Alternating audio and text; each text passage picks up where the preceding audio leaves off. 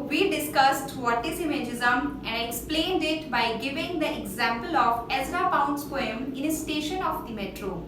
And in today's lecture, we will discuss his essay, A Few Don'ts by an Imagist. And as it is clear from the name of the essay, he has listed some don'ts that all imagist poets must follow. This essay was published in Poetry, a magazine of verse in March 1913. He started the essay by defining what is an image. An image is something which presents an intellectual and emotional complex in an instant of time. According to him, it is important to write at least one image in lifetime than to produce voluminous of works. And he has given a very important lesson to budding poets that they should not pay any attention to the criticism of men who have not produced any notable works themselves. Basically, there are three guidelines for imagist poets originally given by F.S. Flint. Number 1, direct treatment of the thing, whether subjective or objective. Number 2, use no word that does not contribute to the presentation. Number 3, be direct, stick to the point and write in free verse.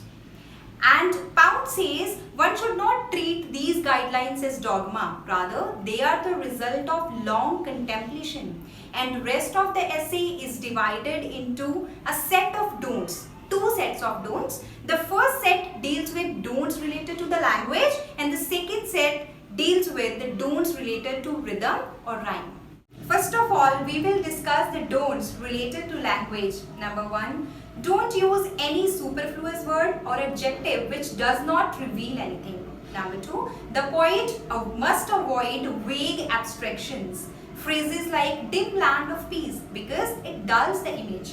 Number 3, the poet must not try to say something in mediocre verse which has already been done in good prose.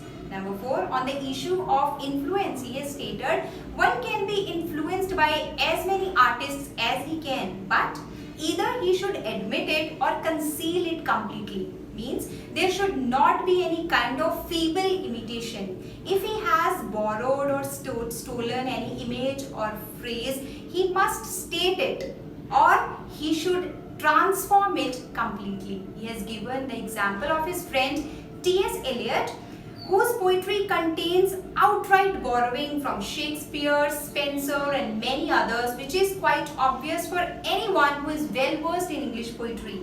But he has smuggled many things from French poetry too, which is not quite obvious because everyone is not well versed in French poetry. Number 5, one must either use good ornament or no ornament. So this was all about language, and about rhythm he says, one must fill his mind with finest cadences and preferably from foreign languages. It means one can borrow the rhythm from other languages and can insert his own words into that. And since that would be from the other language, the original words would not divert his mind. Number 2, one must not be viewy or descriptive. It means one must present, not describe. Same as we say, show, don't tell. And don't imagine that something will go in verse just because it is too dull in prose. And one must work as a scientist and not as an advertising agent for a news show. A scientist never expects to be acclaimed as a great scientist until he has discovered something. And one must not give too much importance to rhyme or meter because in that case words would be neglected, and words are very important for a poet because he is not a musician who can rely on music only.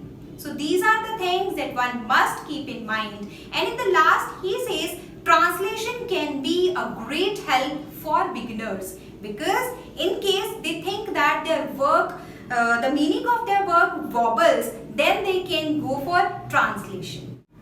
So a few don'ts by an imagist offered a bold break from English poetic tradition and helped the new poets to find a new voice through turning to foreign poetry, writing in free verse and writing in clear, concise way using direct and memorable images. Thank you.